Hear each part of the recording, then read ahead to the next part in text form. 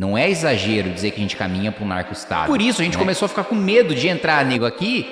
E aí, na hora da votação para iniciar o processo criminal, ele fala, ou você vota ou eu te mato. Começou gente da Suprema Corte a ficar com medo que ministro do Supremo do crime organizado fosse indicado. Ele falou, opa, estamos chegando nesse ponto. A gente descobriu que o PCC é o responsável por fornecer o combustível das nossas aeronaves da FAB.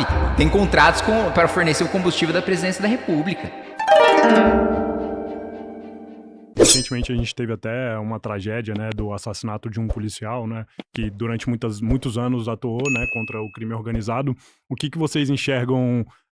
Cara, esse realmente é um tema que o Brasil vai colapsar. A gente já tem alguns analistas aí falando que o Brasil tá indo rumo a um narco-estado mesmo. Vocês acham que é um discurso muito agressivo? Ou realmente a gente já tá tendo áreas que temos, né? Mas a gente tá tendo uma expansão dessas áreas dominadas pelo crime organizado no Brasil todo. Como é que tá a cabeça de vocês olhando para esse aspecto do lado lá do Kim ali dentro do Congresso, e você olhando para esse lado de tipo, 2026 essa é uma grande temática mesmo. Por que isso é uma grande temática?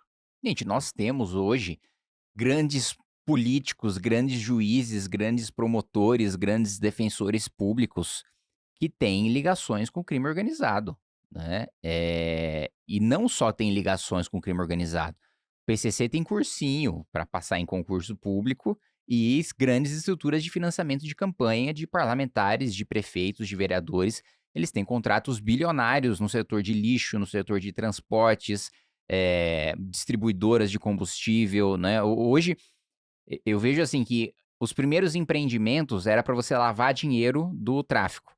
Agora, impulsionado pelo dinheiro do tráfico, tem lucro próprio já os negócios. Lógico, Então, assim, ele utilizou o capital de investimento do tráfico para tornar empresas competitivas no mercado. Então, assim, é de um nível de complexidade, de poder muito grande.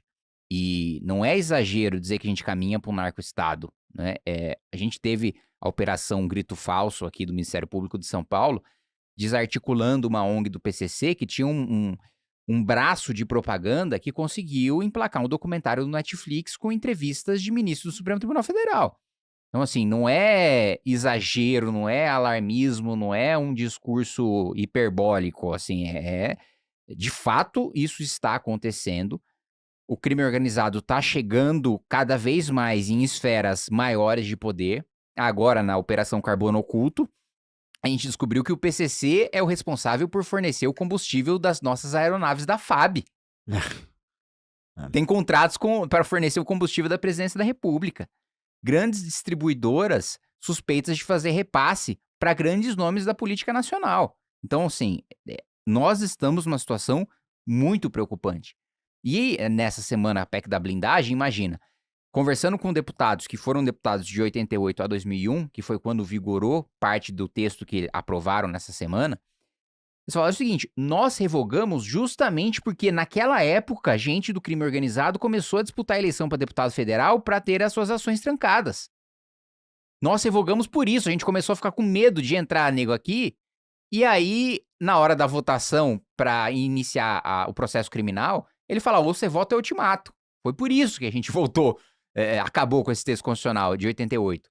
E eles voltaram agora com um crime organizado muito mais poderoso, muito mais organizado e com muito mais dinheiro do que antes. Então, assim, se hoje já há parlamentares ligados com o crime organizado, você imagina com a aprovação dessa PEC, que eu espero que seja barrada no Senado, que eu inclusive impetrei um mandato de segurança para o Supremo barrar, e aqui eu acho que vale uma nota sobre isso, porque, mas você não reclama que o Supremo fica se metendo em tudo, fica legislando quando não deve? Sim, com certeza, só que o que eu tô fazendo não é ingressei no Supremo porque perdi a votação e não gostei do mérito da matéria. O mérito da matéria é constitucional, porque já foi o texto da Constituição de 88, é do Constituinte originário. Eu não tô questionando o mérito, eu tô questionando o processo. Nós derrotamos o voto secreto para soltar político preso em votação na maioria da Câmara dos Deputados. Eles não tiveram o número de votos suficiente para aprovar o voto secreto. E aí sim eles fizeram uma manobra inconstitucional para ter uma nova votação quando a PEC deveria ter sido arquivada. Quando um texto é rejeitado, ele só pode ser votado na próxima sessão legislativa, ou seja, no ano que vem. E, em vez de arquivarem, fizeram uma emenda aglutinativa, que é, enfim, uma gambiarra para poder votar o texto de novo, intimidaram os deputados que não deram os votos para garantir o voto secreto, e aí aprovaram o novo texto. E o relator subiu na tribuna para dar a justificativa. E aí eu pensei, pô, ele vai dar um argumento jurídico, vai puxar, vai fazer algum malabarismo regimental ali para dizer que é legal. Mas não, o que o relator disse da tribuna é o seguinte: a votação não valeu porque nós tínhamos deputados que inesperadamente estavam dormindo. Falamos, como assim tem um deputado inesperadamente dormindo? Ele tropeçou no microfone de à parte da Câmara e capotou e dormiu? Primeiro que o sujeito tá dormindo no meio da votação de uma mudança da Constituição, pelo amor de Deus, né? Num país sério, esse cara tinha que renunciar de vergonha. E segundo que, meu amigo, não é problema meu você perder uma votação porque tinha deputado do seu lado dormindo. Porra, eu perco votação toda semana. Também quero anular a minha falando que tinha aliado meu dormindo. Então, é o processo que eu tô questionando. A votação é ilegal, a votação é inconstitucional. E a Constituição estabelece o processo legislativo e se ele é desrespeitado, cabe sim ao Supremo intervir. O que não cabe ao Supremo intervir é quando a gente decide sobre o mérito da matéria, aí o PSOL acha ruim porque ele discordou e foi derrotado no voto e fala, olha, Supremo, aborto é ruim, aborto é bom, na verdade, né, na visão do PSOL, nós fomos derrotados nessa votação, decida por mim. Droga é bom, nós fomos derrotados nessa votação, decida por mim. O marco temporal de terras indígenas é ruim, eu perdi nessa votação, decida por mim. Eu não tô pedindo pro Supremo decidir por mim, eu tô falando, Supremo, nós derrotamos a matéria. A matéria não teve maioria de votos, por isso o processo é ilegal, e por isso você tem que devolver pro Congresso Nacional, pro Congresso só voltar a votar no ano que vem. Então, só para fechar o raciocínio, se a gente já tem o receio do Brasil se tornar um narco-estado, com essa PEC é uma garantia de passo acelerado a ponto da gente chegar num ponto de não retorno. Que foi o que aconteceu na Itália. Foi aprovada a lei antimáfia lá, que juntava dois, já era organização criminosa, já era máfia, do tanto que eles endureceram a legislação, porque começou gente da Suprema Corte a ficar com medo que ministro do Supremo do crime organizado da máfia italiana fosse indicado. Ele falou, opa, estamos chegando nesse ponto. Ou a gente reverte esse cenário, a elite econômica também falou, estamos chegando nesse ponto. Ou a gente reverte esse cenário, ou nós seremos substituídos pelo crime organizado enquanto elite política, elite do judiciário e elite financeira. E a gente está chegando nesse ponto. Se a elite brasileira não abrir o olho, ela vai ser substituída pelo crime organizado. Você que já está lá convivendo em Brasília, o que você já fez, tem feito? Acho que dá até para contar um pouco dos bastidores pô, se são ideias que a população sente na pele, literalmente, e quer tanto isso, né? Por que isso não avança? Por que isso não progride? Acho que tem dois pontos, né? Primeiro, sobre o governo Lula, né? Não tem interesse da base do governo, principalmente do núcleo duro de esquerda, de se aprovar isso. Pra você ter uma noção, nós, há pouco menos de um mês atrás, a gente votou uma proposta para endurecer a progressão de regime para crimes hediondos, né? E aí, para ele cumprir pelo menos 80% da pena dentro da cadeia, né? Nós defendemos que não haja progressão de regime. Hoje cumpre quanto? Hoje, acho que tem uma tabelinha lá, mas é cerca de 60%, né? 60%, 40%, dependendo do crime. E a gente queria que fosse 80% para todos. Mas nós defendemos, né, e no mundo ideal, que não haja progressão nenhuma, que o sujeito cumpra a pena do começo ao fim. Tem até um estudo muito bom que eu tenho citado bastante, de um sujeito que é especialista em economia do crime, chamado Pérez Chiquida. Ele faz essa pesquisa periodicamente, né? Acho que a última vez foi em 2023. Ele fez nos presídios aqui do estado de São Paulo e perguntou para os bandidos, né? Qual que é a punição necessária que existiria para vocês nunca cometerem um crime?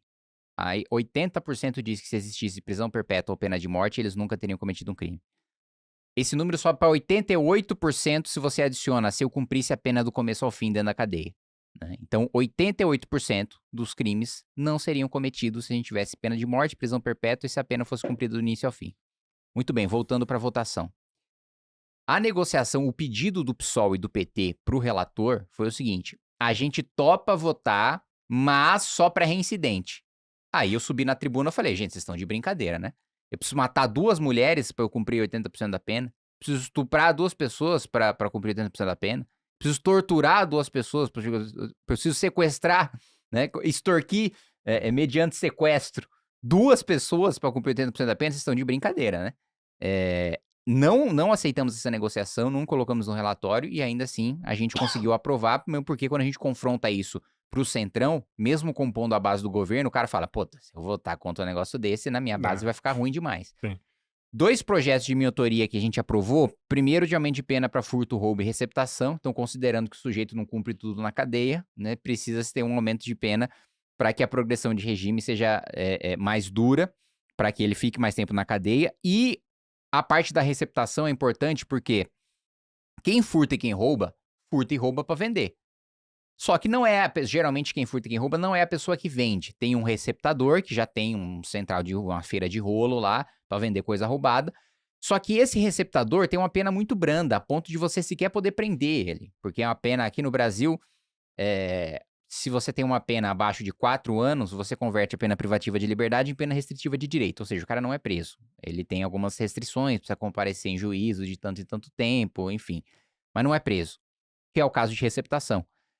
Só que receptação é o elo econômico para o crime, é o incentivo econômico para o crime. Se não tem quem venda, converta aquilo em dinheiro, não tem quem furte, não tem quem roube. Só que o legislador, inicialmente, pensou lá nos anos 40 e falou, pô, não tem grave ameaça, não tem violência, vou dar uma pena menor. Mas pensando nessa questão do incentivo do crime, a gente aumentou para receptação, que é um dos principais pontos para o projeto. O outro que a gente aprovou, e esse eu acho mais importante, é quando o sujeito é pego em flagrante roubando ou cometendo crime hediondo, ou quando ele é miliciano ou faccionado, ele perde o direito de responder em liberdade. Então, é um requisito, a gente cria um novo requisito para prisão preventiva. Então, na audiência de custódia, se ele foi pego em flagrante, não tem dúvida de que foi ele que cometeu o crime. Então, não precisa ter grandes investigações. Ele foi pego em flagrante. Se é roubo, se é crime hediondo, se ele é faccionado, se ele é miliciano, ele é preso preventivamente até o final do processo. E esses dois, infelizmente, estão parados no Senado, né? Que eu acho que a gente elege senadores que é pra galera ficar de pantufa lá, porque tá faltando trabalho do lado de lá. E não tem nada muito que impeça eles botarem pra votar. Um deles já passou por comissão, é só o Alcolumbre pautar. E não pauta. E não pauta. E não, assim, eu acho que o Alcolumbre tem um grau de liberdade hoje ali que ele não teria problema algum em pautar isso. Sim. Nem pressão do governo. Ele simplesmente não pauta. E não é assim, ele não gosta do Kim, não tem nada, preguiça. Não tem uma agenda de prioridade. Mas falta o que falta de incentivo pra um cara desse pautar uma... Cara, sabe, vou falar, aproveitando que eu tô num podcast de mercado, se gente grande de mercado faz chegar nos líderes do Senado, faz chegar no Davi Alcolumbre, olha só, isso aqui é importante pra elite, isso aqui é importante pra quem tem grana, isso aqui é importante pra quem gere fundo, isso aqui é importante pra quem move bilhão pra cá e pra lá, pautam e aprovam. Então, assim, se tiver algum bilionário me assistindo, depende de você.